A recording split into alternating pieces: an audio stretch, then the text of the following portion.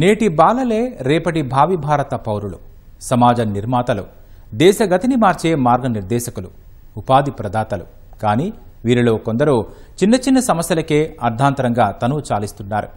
క్షణికావేశంలో అనూహ్య నిర్ణయాలు తీసుకుంటూ ఆత్మహత్యలకు పాల్పడుతున్నారు. మార్కులు తక్కువ వచ్చాయనో, తల్లిదండ్రులు కొట్టాడనో, ప్రేయసి మోసం చేసిందనో, ఉద్యోగం సాధించలేదనో బలవన్మరణాలకు పాల్పడుతూ కన్నవారికి కడుపుకోత మిగులుస్తున్నారు. బతికి సాధించాలనే ఆలోచన మరచి బతుకులు ఆగం చేసుకుంటున్న వారి సంఖ్య వేలల్లోనే ఉంటోంది. దేశ అత్యున్నత న్యాయస్థానం సైతం ఆందోళన వ్యక్తం చేసిందంటే విద్యార్థుల ఆత్మహత్యల తీవ్రత అర్థం చేసుకోవచ్చు. సామాజిక సమస్యగా అభివర్ణించిన సుప్రీంకోర్టు ఆత్మహత్యల నివారణకు కేంద్ర ప్రభుత్వం ఎలాంటి చర్యలు తీసుకుంటుందో తెలపాలని ఆదేశించింది. అసలు విద్యార్థుల ఆత్మహత్యలు సమాజంపై ఎలాంటి ప్రభావం చూపుతున్నాయి? ఏం చేస్తే ఈ తరహా మరణాలు తగ్గించొచ్చు? అసలు లోపం ఎక్కడుంది? 10వ తరగతిలో విఫలమవుతాననే భయంతో విద్యార్థిని ఆత్మహత్య.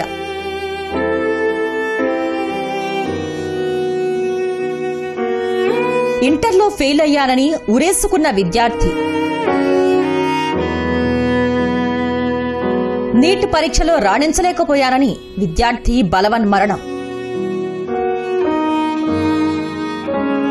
తల్లిదండ్రులు మందలించారని ఉరేసుకున్న కుమారుడు. ప్రేమలో విఫలమయ్యారని పురుగుల మందు తాగి యువకుడు మృతి. ఉద్యోగం సాధించలేకపోయారని నిరుద్యోగ యువతి ఆత్మహత్య. ఇలాంటి వార్తలు నిత్యం వింటూనే ఉంటాం. జీవితంలో ఎదురయ్యే చిన్న చిన్న సమస్యలకే అయిన వారందర్నీ వదిలి అర్ధాంతరంగా తనువు చాలిస్తున్నారు. ఉన్నత చదువులు చదివి బంగారు భవిష్యత్తుకు బాటలు వేసుకోవాల్సిన విద్యార్థులు క్షణికావేశంలో అనూహ్య నిర్ణయాలు తీసుకుంటూ కన్నవారికి కడుపుకోత మిగులుస్తున్నారు. నిజానికి వారివి అంత పెద్ద సమస్యలా అంటే కాదనే చెప్పాలి. అసలు బాధలేని మనిషెవరు ఈ భూమి మీద? సీత కష్టాలు సీతవి, పీత కష్టాలు పీతవి అన్నట్లు అందరికీ ఏదో ఒక స్థాయిలో సమస్యలుంటాయి. తట్టుకుని నిలబడ్డమే కదా జీవితం. అలా కాకుండా కష్టం వచ్చిందని ప్రాణాలు వదిలితే ఎలా? విద్యార్థులు దేశ భవిష్యత్తు అన్న విద్యార్థులే మానసిక ఒత్తిళ్లతోని కనీసం మనం ఆ డేటా కనుక చూస్తే చాలా బాధ అనిపిస్తుంటుంది. అంటే సంవత్సరంలో కనుక చూస్తే కొన్ని వేల మంది చనిపోతున్నారు. మన తెలంగాణ, మన ఆంధ్రప్రదేశ్, తెలుగు రాష్ట్రాల్లో చూసుకుంటుంటే దీని అంతటి కారణం మానసిక ఒత్తిడి. అంటే తల్లిదండ్రులే కావచ్చు, సమాజమే కావచ్చు, రకరకాల వ్యక్తులు వాళ్ళ ఐడియాలజీ పిల్లల మీద మనం రుద్దడం వల్ల వాళ్ళు దాన్ని సక్సెస్ కాలేక ఏం చేయలేక ఒత్తిడితోని వాళ్ళు సూసైడ్ చేసుకుంటారు. ముఖ్యంగా 10th కానీ ఇంటర్మీడియట్ కానీ వీళ్ళ విద్యార్థుల మీద ఎక్కువ ఎఫెక్ట్ పడుతున్నది. దేశంలో ఆత్మహత్యలు అంతకంతకు పెరుగుతున్నాయి. ఏటా వీటి సంఖ్య పెరుగుతుందే తప్ప తగ్గడం లేదు. ముఖ్యంగా విద్యార్థుల ఆత్మహత్యలు ఆందోళనకరంగా మారాయి. రైతుల మరణాల కంటే విద్యార్థుల మరణాలే అధికంగా ఉన్నట్లు అప్పట్లో పార్లమెంటు స్థాయి సంఘం కూడా వెల్లడించింది.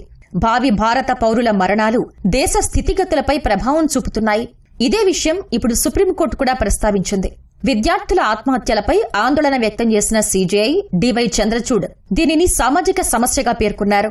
వీటి నివారణకు కేంద్ర ప్రభుత్వం ఎలాంటి చర్యలు తీసుకుంటుందో 4 వారాల్లో తెలపాలని సుప్రీంకోర్టు ఆదేశించింది. విద్యార్థుల ఆత్మహత్యల్ని అరికట్టడానికి చర్యలు తీసుకోవాలని డిమాండ్ చేస్తూ గౌరవ్ బన్సల్ అనే న్యాయవాది అత్యున్నత న్యాయస్థానంలో ప్రజా ప్రయోజన వ్యాజ్యం దాఖలు చేశారు. విచారణ చేపట్టిన న్యాయస్థానం అఫిడవిట్ సమర్పించాల్సిందిగా కేంద్రాన్ని ఆదేశించింది. సమాచార హక్కు చట్టం కింద పోలీసులు వెల్లడించిన వివరాల ప్రకారం ఢిల్లీలో 2014 నుంచి 2018 మధ్య 400 మందికి పైగా విద్యార్థులు ఆత్మహత్యలు చేసుకున్నారు. వీరంతా 18 ఏళ్ల లోపు వారే.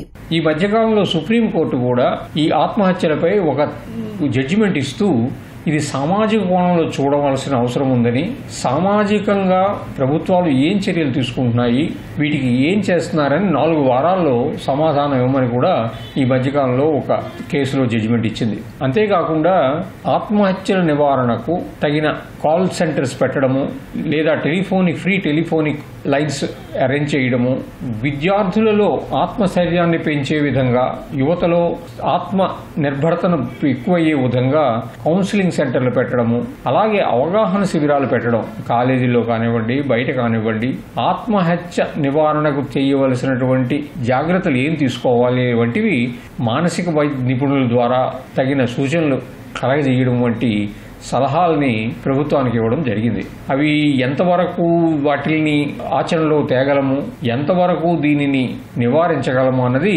పెద్ద ప్రశ్నార్థకంగా మారింది.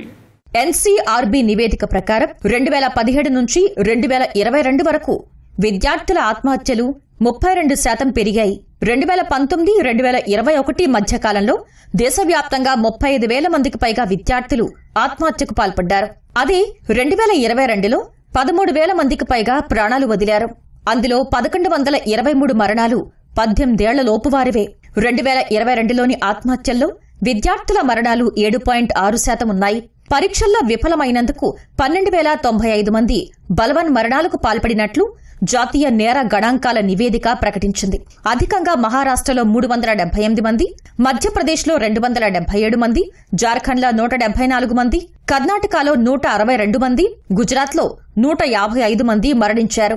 నేషనల్ క్రైమ్ రికార్డ్ బ్యూరో 2021 నివేదిక ప్రకారం 18 ఏళ్లలోపు ఆత్మహత్యలకు పాల్పడుతున్న వారిలో 30% మంది కుటుంబ సభ్యులు, 14% మంది ప్రేమ వ్యవహారాలు, 13% మంది అనారోగ్యం, 8% మంది పరీక్షల్లో ఫెయిల్ అవ్వటం కారణంగా ఆత్మహత్యకు పాల్పడుతున్నారు.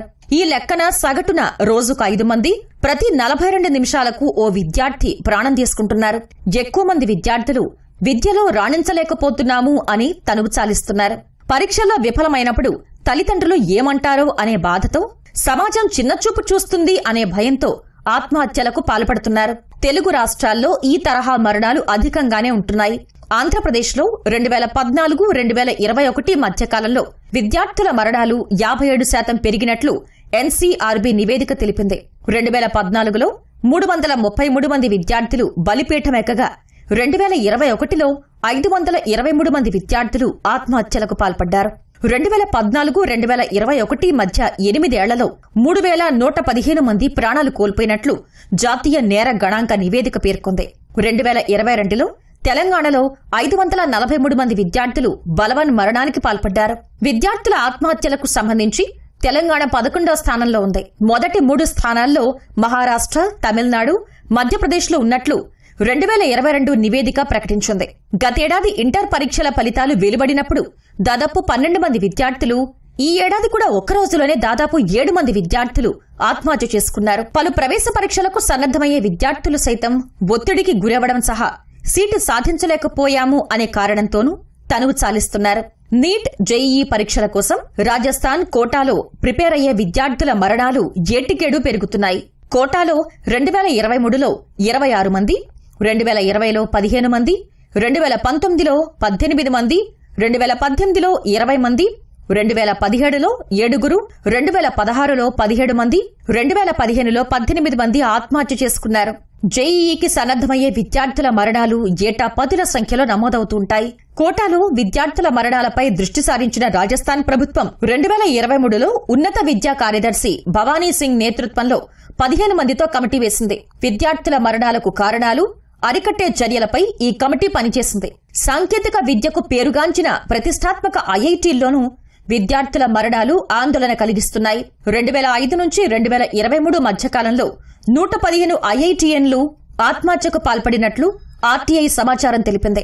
5 ఏళ్లలో ఆత్మహత్యలకు పాల్పడిన 122 మంది వైద్య విద్యార్థుల్లో 64 మంది ఎంబీబీఎస్ విద్యార్థులు, 58 మంది మెడికల్ పీజీ విద్యార్థులు ఆత్మహత్యలకు పాల్పడినట్లు నేషనల్ మెడికల్ కమిషన్ ప్రకటించింది. NCRB national crime records bureau అంచనాల ప్రకారం 2021లోనే ఒక్క సంవత్సరంలోనే 13,000కు పైగా విద్యార్థులు ఆత్మహత్య చేసుకున్నారు. దాంట్లో 44% అమ్మాయిలు చేసుకున్నారు, 56% అబ్బాయిలు చేసుకున్నారు. ఇప్పుడు ఈ నడుస్తూ ఉన్న 23-24లో ఇంకా ఆ ఫిగర్ చాలా ఎక్కువగా ఉండే ఉంటుంది. అది రికార్డులకు మించి చాలా ఎక్కువ ఆత్మహత్యలు జరిగి ఉంటాయనేదే అందరూ అంచనా వేస్తూ ఉన్నారు. విద్య సంబంధిత అంశాలతో పాటు కుటుంబంలో చోటు చేసుకునే చిన్న చిన్న సమస్యలకు సైతం విద్యార్థులు ఆత్మహత్యలకు పాల్పడుతున్న ఘటనలు అనేక ఉన్నాయి. తల్లిదండ్రులు కోపగించుకున్నారని, అడిగింది కొనివ్వలేదని కొందరు బలవన్ మరణానికి పాల్పడుతున్నారు. ప్రేమకు సంబంధించి కూడా కొందరు యువతీ యువకులు ప్రాణాలు వదులుతున్నారు. ఇంకా బాధిస్తోన్న అంశం ఏంటంటే, ఎన్నో ఆశలతో, భవిష్యత్తుపై కోటి ఆశలతో ఉన్నత విద్యను అభ్యసించిన విద్యార్థులు సైతం ఆశించిన ఉద్యోగాలు సాధించలేక తనువు చాలిస్తున్నారు. ఇలా అనేకానేక కారణాలతో చిన్న చిన్న సమస్యలకే విద్యార్థులు జీవితాలను ముగిస్తున్నారు. 19 నుంచి 29 ఏళ్లలోపు వయస్సు వారిలో ప్రాణాలు తీసుకోవాలనే ఆలోచనలు ఎక్కువగా ఉండటం ప్రమాద ఘంటికలు మోగిస్తోంది. చక్కగా చదువుకుని వివిధ వృత్తుల్లో స్థిరపడి దేశానికి మానవ వనరుల సంపదగా మారాల్సిన విద్యార్థులు అర్ధంతరంగా ప్రాణాలు తీసుకోవడంపై సమాజంలోని అన్ని వర్గాలు ఆలోచించాల్సిన అంశం. ఆత్మహత్య చేసుకోవాలనే ఆలోచన వచ్చిన వారిలో ధైర్యం నింపేలా కొన్ని సంస్థలు సేవలందిస్తున్నాయి. ఆయా సంస్థల హెల్ప్ లైన్ నంబర్లు భరోసానిస్తున్నాయి. నిరాశ్రయుల బాధలు ఓపిగ్గా విని తగిన మార్గదర్శకత్వం చేస్తాయి. వాటిల్లో తెలుగు రాష్ట్రాలకు సంబంధించి భూమిక, రోష్ని లాంటి సంస్థలు ఎన్నో ఏళ్లుగా ఈ సేవలందిస్తున్నాయి. తెలంగాణ ప్రభుత్వం కూడా టెలి మానస్ పేరిట ప్రత్యేక టోల్ ఫ్రీ నెంబర్ని ఏర్పాటు చేసి ఆత్మహత్య చేసుకోవాలి అనుకునే వారిలో ఆత్మస్థైర్యం నింపుతుంది. తద్వారా కొన్ని మరణాలనైనా ఆపేందుకు ప్రయత్నిస్తుంది. ఇవే కాక దేశంలో Kiran, Aasra, one life foundation, child line, voice that cares, iCall, మిత్రమా ఫౌండేషన్ లాంటి సంస్థలు సేవలందిస్తున్నాయి. స్టూడెంట్ ఫ్యాక్టర్స్ అనుకోవచ్చు, అంటే తన స్టూడెంట్ యొక్క వ్యక్తిగత ఫ్యాక్టర్స్ అనుకోవచ్చు. రెండవది తన ఎడ్యుకేషనల్ ఫ్యాక్టర్స్, కాలేజీ వైపు నుంచి స్టడీస్లో ఉన్న ఒత్తిడి నుంచి, కానీ తన పర్సనల్గా అంటే family and other interpersonal relations, వాళ్ళ యొక్క పియర్ గ్రూప్, ఫ్రెండ్స్, వాళ్ళ ఇన్ఫ్లుయెన్స్ వల్ల, తెలియని ఒక కాంపిటేటివ్ ధోరణి వల్ల, ఇవన్నీ కారణాలు మనం చూస్తూ ఉంటాం. ఉన్నతంగా నిలిచి పలువురికి స్ఫూర్తిగా నిలవాల్సిన విద్యార్థులు, కుటుంబాలకు అండగా ఉండే యువతీ యువకులు ఆత్మహత్యలు చేసుకోవడం అత్యంత బాధాకరం.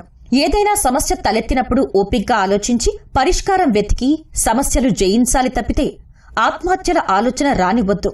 కాలం ఎప్పుడూ ఒకేలా ఉండదు. నేటి సమస్యే రేపటి సంతోషానికి కారణం కావచ్చు. ఆ దిశగా విద్యార్థిలోకం ఆలోచించాలి. ఏదైనా బతికి సాధించాలి తప్ప ప్రాణాలు కోల్పోయి బతుకును అంధకారం చేసుకోవద్దు. కన్నవారికి కడుపుకోత మిగల్చవద్దు అని మానసిక నిపుణులు చెబుతున్నారు.